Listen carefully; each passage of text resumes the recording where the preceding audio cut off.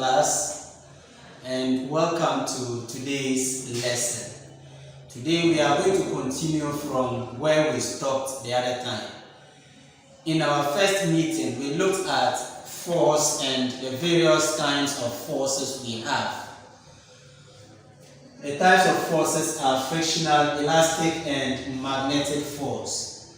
In our last meeting, we looked at what frictional force is, and today we are going to look at elastic force.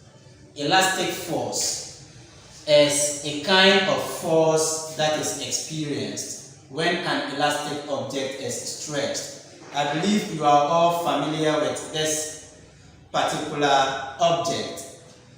It is called the catapult.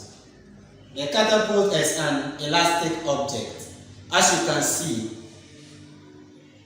it is stretching. If I release it, it contracts.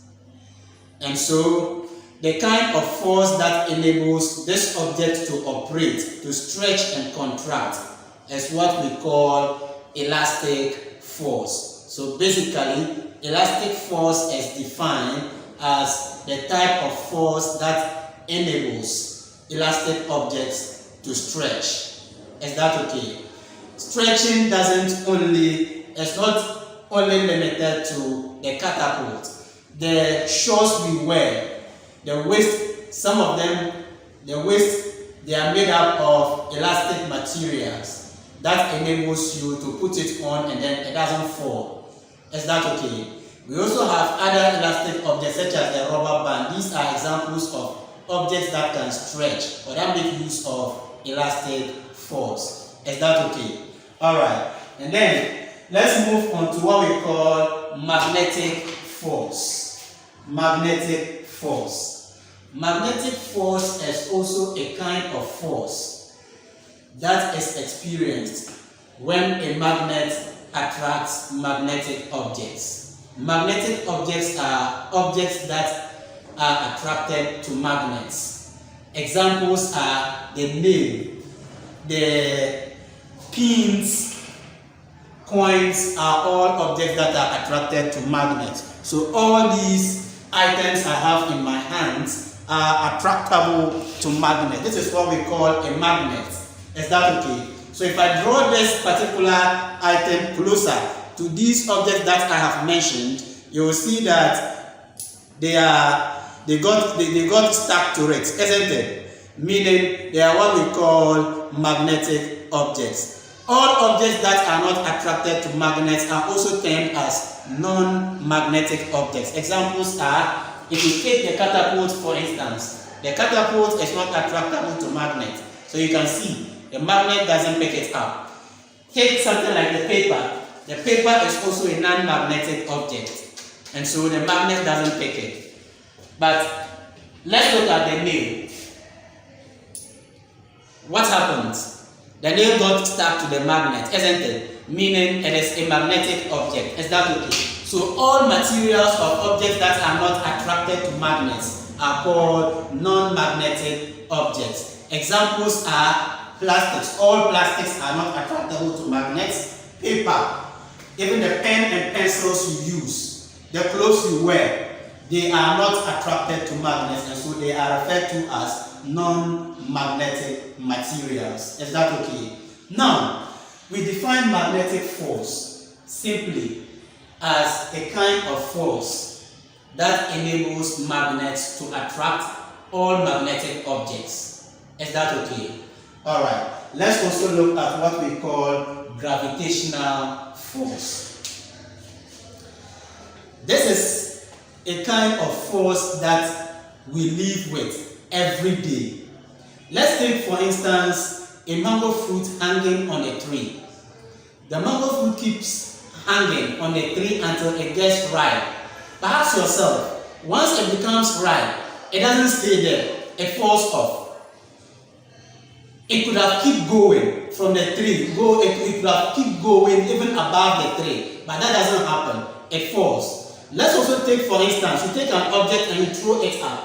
Instead of it to continue going, it comes back. It comes back as a result of this particular force, what we call gravitational force. So basically, it is referred to as a kind of force that pulls objects towards the center of the earth. The center of the earth is where you and I live.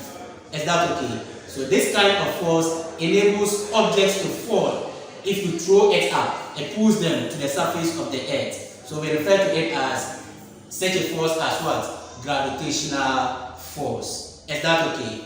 Alright. Now, having explained these kind of forces, I want us to move on to the effects. What effect does force have on an object that is standing, an object that is stationary, an object that is not moving? What effect does force have on it? So that brings us to what we call effects of force.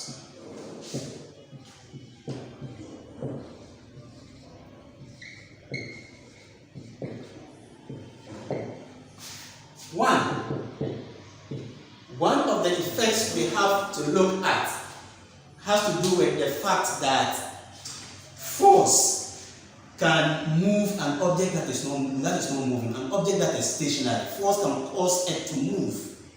For instance, a table standing.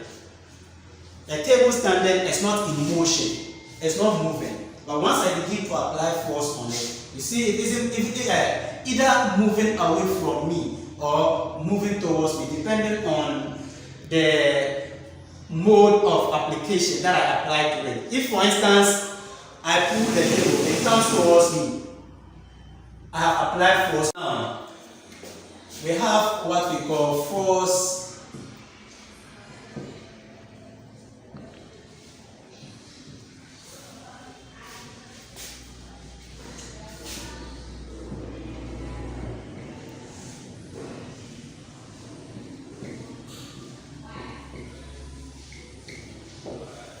So force comes.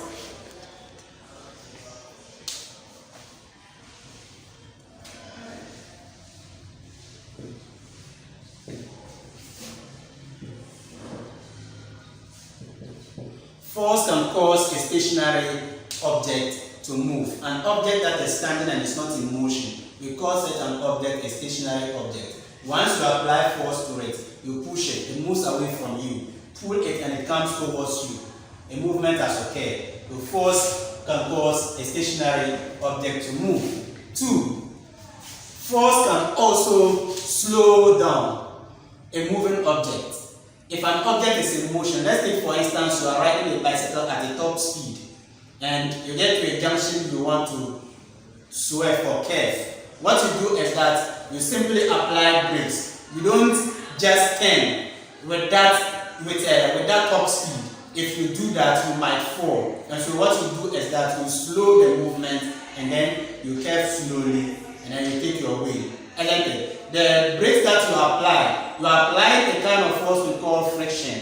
There will be a friction. Once the brakes begin to touch the tires, it will slow down the movement. The slowing down of the movement is as a result of friction between the tires and that of the brakes. Is that okay?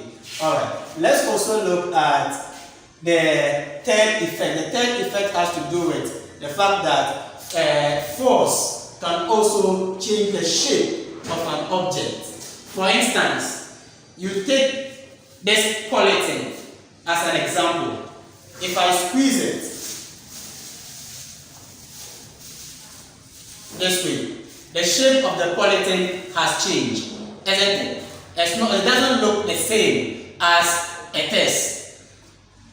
And so it is as a result, it has changed from its original shape to this form because of the amount of force that I have applied to it. Is that okay? Not just only the polythene, you could also apply that to other objects. Say bread. You take a full bread and you squeeze it in your hands. You realize that the shape will not look the same as it is, isn't it? Alright. Now, the fourth effect is that force also changes the direction of moving objects. Force changes the direction of moving objects. An object is moving in a straight line. Once force is applied to it, depending on the direction of the force, the object moves towards the direction to which the force is applied, isn't it? Alright, so basically these are some of the effects that force has on objects. Is that okay?